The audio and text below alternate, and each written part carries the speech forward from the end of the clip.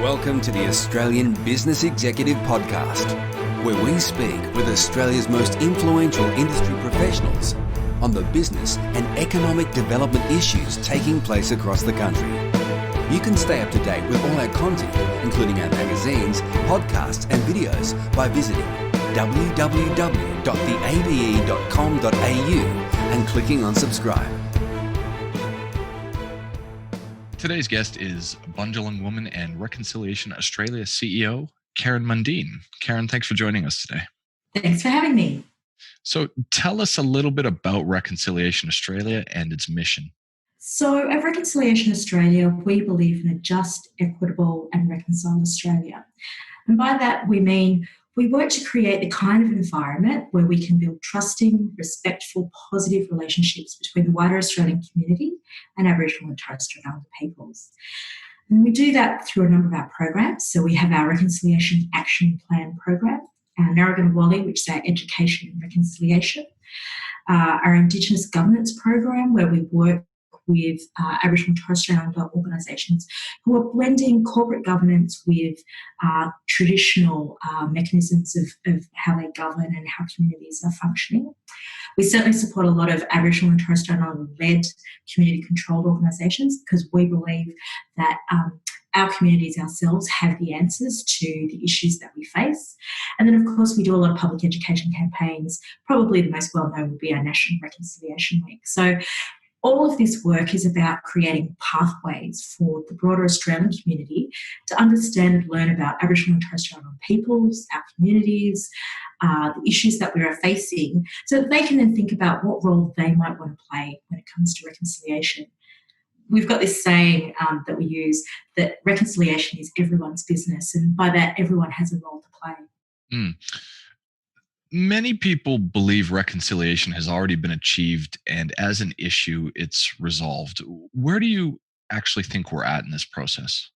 So we think about reconciliation as much as the journey as it is the destination. And when we talk about that journey, it's still very much a work in progress. When we talk about education, when we talk about employment, these are things that we don't have parity with the broader Australian community. So to help us think about reconciliation, to define it, we came up with 5 dimensions, which are race relations, equality and equity, institutional integrity, unity and historical acceptance. And it's really these 5 dimensions, or when we start to achieve parity in these 5 dimensions, that we start to get to this place of a reconciled Australia. And I guess what we're talking about there is, race relations. It's about First Nations people and the broader Australian community understanding each other, and that where the broader Australian community actually embraces First Nations people as something special and unique. When it comes to equality and equity, it's as citizens of Australia, we want to have the same educational, employment, health opportunities as all other Australians, but we know that that doesn't happen. But equally, when it comes to the equity piece, as First Nations people that don't exist anywhere else in the world, we also have particular rights, whether it's native title rights or cultural rights. And it's really important that that's embraced and is part of our fabric of society. Likewise, with institutional integrity, it's the building blocks of our civil societies, it's businesses, it's hospitals, it's police, it's educational systems. They've got to buy into and engage in reconciliation. They've got to think about how they are helping to deliver on those equality and equity and race relation issues.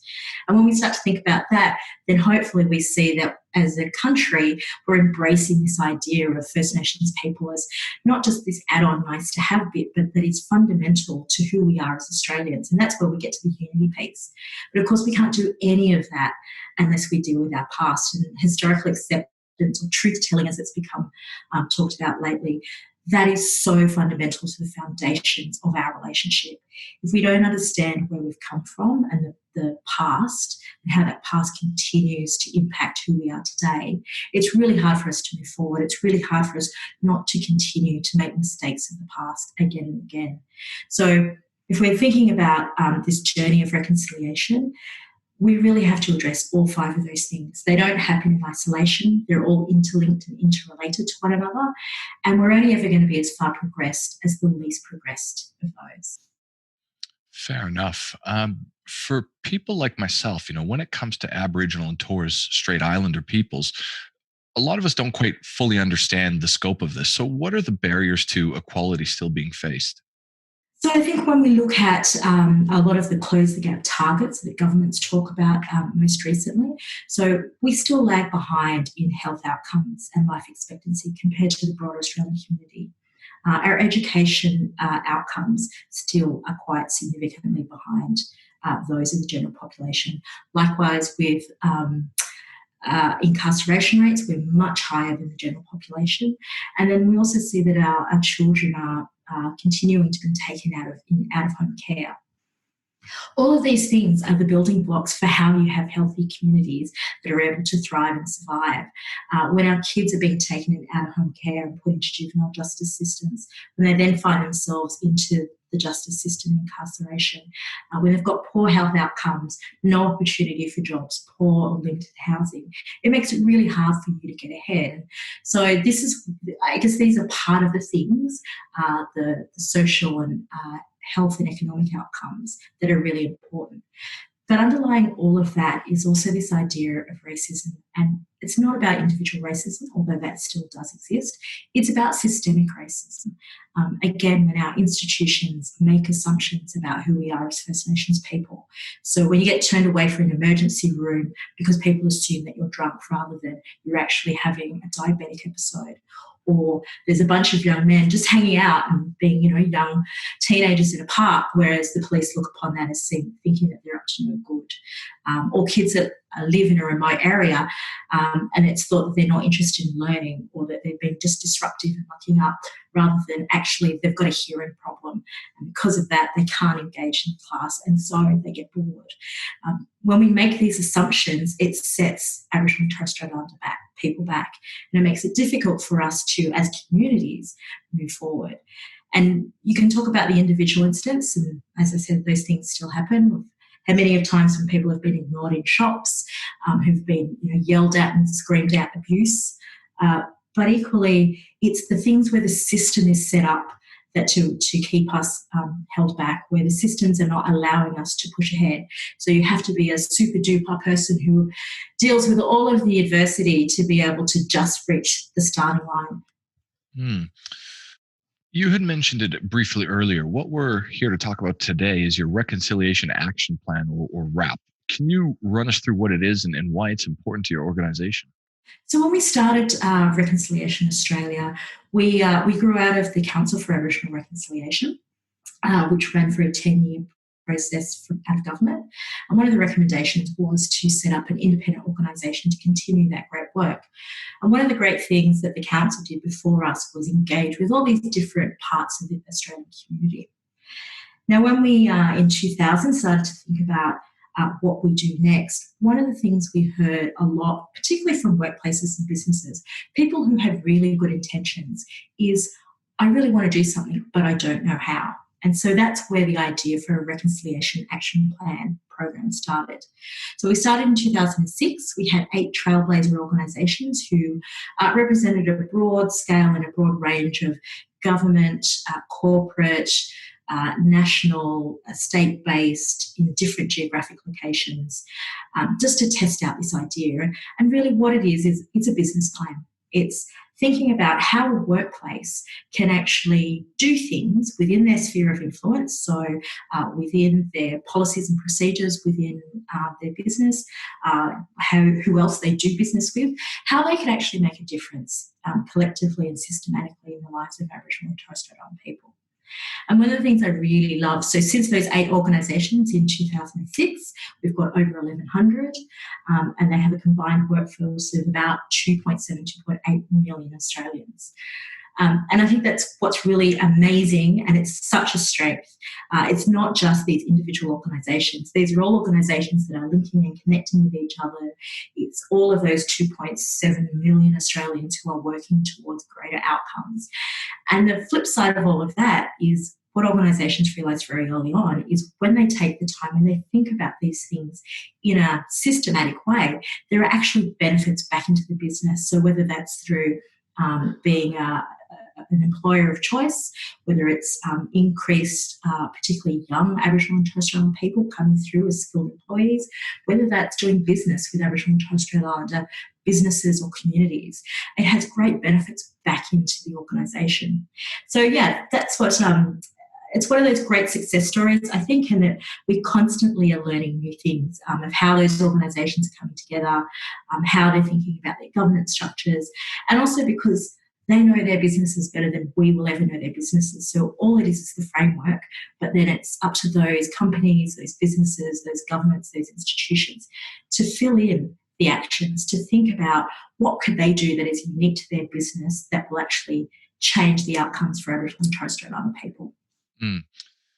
From what I've read and my understanding, the Reconciliation Action Plan can be implemented in both schools and in the workplace. So, first of all, am I correct about this? And can you take us through the similarities and differences in the rollouts of these programs in those environments?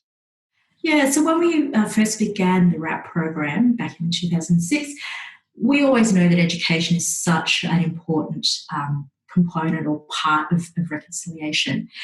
And while we had a lot of interest from schools, particularly those schools wanting to engage around National Reconciliation Week, we found that they weren't really taking up the workplace RAPs. And a workplace RAP, as I said, it's a business plan. It operates under the simple structure of relationships, respect and opportunities, and actions that sit under each of those to kind of create better outcomes. For a school, what we were finding is that there were a lot of schools interested, but because their organisations are slightly different, so they're not just workplaces, they're also places of learning. So twofold, they have a greater impact on reconciliation or the greater potential for impact. And also, as a workplace, their structures are somewhat different. So we needed to think a little bit differently. We took some time out and did a whole heap of research, and we were very adamant that we weren't going to be stuck to it has to be the same. But as it turned out, and it validated the framework of the workplace RAPs, was that actually that idea of relationships, respect and opportunity still rings true for schools, both as a workplace but also as a learning institution. The difference being, though, is you have this opportunity to do something within the classroom, so teaching and student body, within the school gates, so again, the school as a workplace, but also a school is really important in the communities in which they operate. So there was an opportunity to engage outside of the school gates in the broader community. And I think, again, it's a great example of what reconciliation is about. It needs to be felt where people live, where people work, where they learn, where they socialise. And I think that's one of the great things about the Reconciliation Action Plan, both the education version of it, but the workplace. We have sporting clubs, we have hospitals, we have teaching schools and education places. We also have big businesses and corporations, and we have small community groups. And it's in all those different facets where Australians live and work and learn that we're creating opportunities to engage and think about reconciliation. What we've seen with the education RAPs is we've got just over 1,000 schools and early learning services that have published RAPs, and I think there's about another 6,000 more that are in the process of starting their new journey or renewing their RAP into a new plan. So again, it's this when you combine that with our 1,100 workplaces and the 2.7 million Australians that engage through that, it's a great mechanism for spreading, talking about, but also learning and unlearning and relearning these concepts around reconciliation. So, beyond just creating a awareness of reconciliation, what ultimately is the practical goal that you hope to achieve through all of this? I think the goal is in the name, Reconciliation Action Plan. So creating awareness is absolutely important, creating the context of why we want things done, but ultimately we want people to be motivated towards action. We want people to create agency. We want them to think about, what do I know? What have I learned through this process? What do I do in my normal everyday life? And what might I tweak to do it slightly differently? So whether it's in my hiring practices as a workplace, whether it's in thinking about how I engage with my students, whether it's as students, we want to learn more about the community that we live in and that we go to school in, and why particular places are called particular names. All of this sort of builds to how we create better outcomes for Aboriginal and Torres Strait Islander people. And when that happens, we have greater outcomes for all Australians. So, yeah, it's about moving from that awareness into action. But along the way, it's really important that we create the context of change, or why it's important to do what we do, why it's important to preface or spotlight First Nations, Aboriginal and Torres Strait Islander people themselves, and the community organisations that exist, so that it's about supporting them to create agency for their communities as much as us creating the societies and the systems that sit around that as well. So, yeah, it's about providing tools, and it's about examples of best practice as well. So, talk to us about the corporates that you're working with currently and the opportunities that exist for other companies that might be interested in getting involved with your organization. So within the workplace framework of reconciliation action plans, or RAPs, we have a 4 types of RAPs, and really this just refers to where you are on your journey of reconciliation. It's called the RISE framework, and that's because it starts at reflect, when you're kind of just starting your journey, innovate, where you're starting to try a few different things, stretch, where we're looking for people to set some targets to really stretch their thinking and their abilities, and then elevate is where those companies and businesses that have their internal mechanisms right, that they're kicking some goals there, but they actually have a bigger role to play, and they can affect change in a much bigger way, either individually or collectively. And so they're thinking about a reconciliation on a bigger national, international, wider scale. The kind of organisations that we're doing, particularly those that are in that elevate sphere, we work with big accounting firms like KPMG and PwC. We've got mining companies like BHP. We've got the banking sector, so the Commonwealth, ANZ, NAB and Westpac are all part of that, Telstra. We've got the Insurance Australia Group. We've got building companies like Lend-Lease. So all of these organisations are thinking on a much bigger scale as big companies who can affect big change. But then we've also got broadcasters like the ABC and Foxtel, News Corp as well, who, media is such an important part of engaging the broader population around some of the issues that need to be raised. We've also got, as I said, hospitals. We've got a lot of not-for-profits and NGOs, particularly at the big end, but also the smaller end of town, who are, again, at that coalface, who are in communities, who are providing support and relief to communities. And what we're seeing, I guess, again, through all of their collective work is, between them, they employ more than 41,000 Aboriginal and Torres Strait Islander people. In the last 12 months, they've purchased more than $634 million worth of goods and services from Aboriginal and Torres Strait Islander businesses. They're maintaining or establishing 13,000 partnerships and relationships with particular Aboriginal and Torres Strait Islander organisations.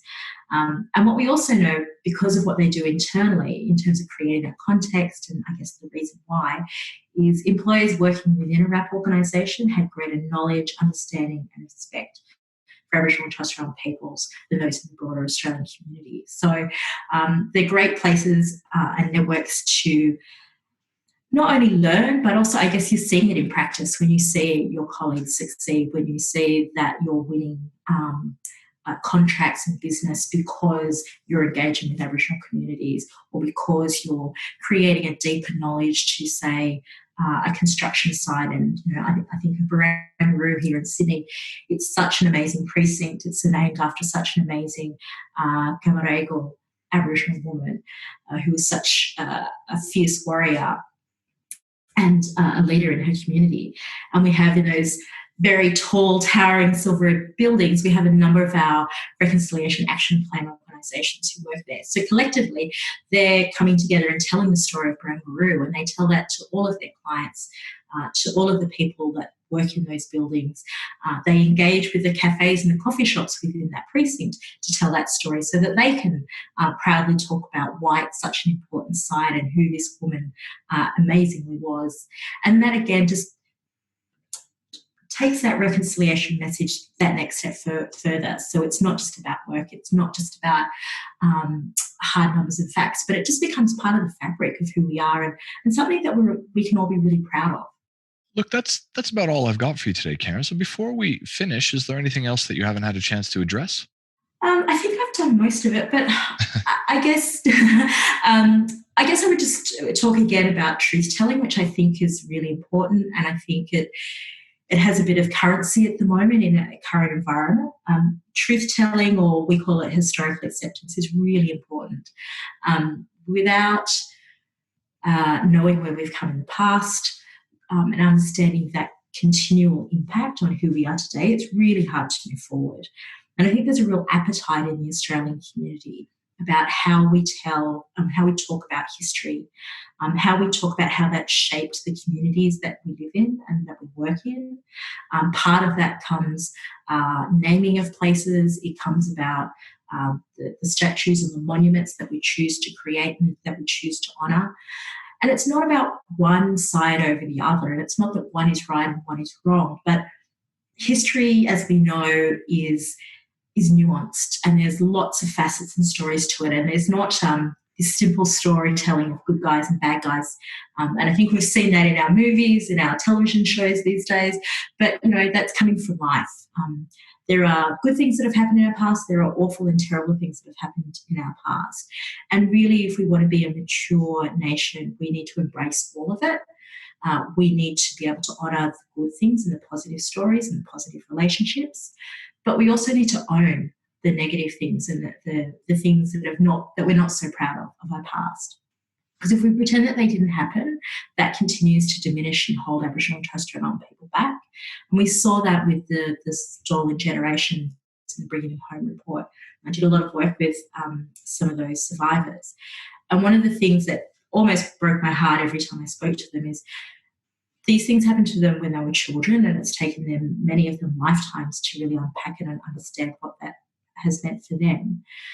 And to not be believed by the broader Australian community that these horrible things happened to them made them feel that it wasn't real, that the horrible things and the pain and the hurt and sometimes physical as well as emotional scars that they still felt today, when other people and outside people said, we don't believe you, or that's, just move on and get past it, it diminished their engagement.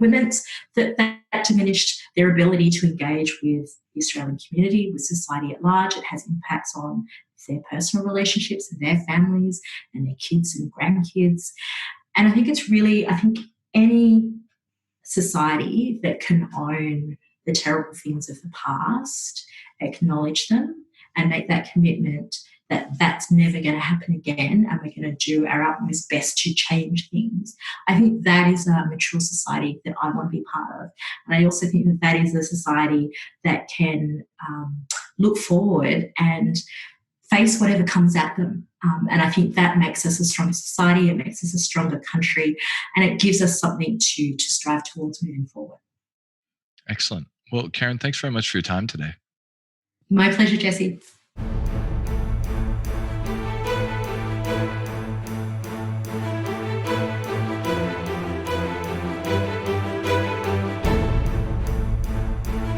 This has been a production of the Australian Business Executive, a division of Romulus Rising Proprietary Limited. All rights reserved. You can stay up to date with the Australian Business Executive, including our magazines, podcasts and videos, by visiting www.theabe.com.au and clicking on subscribe.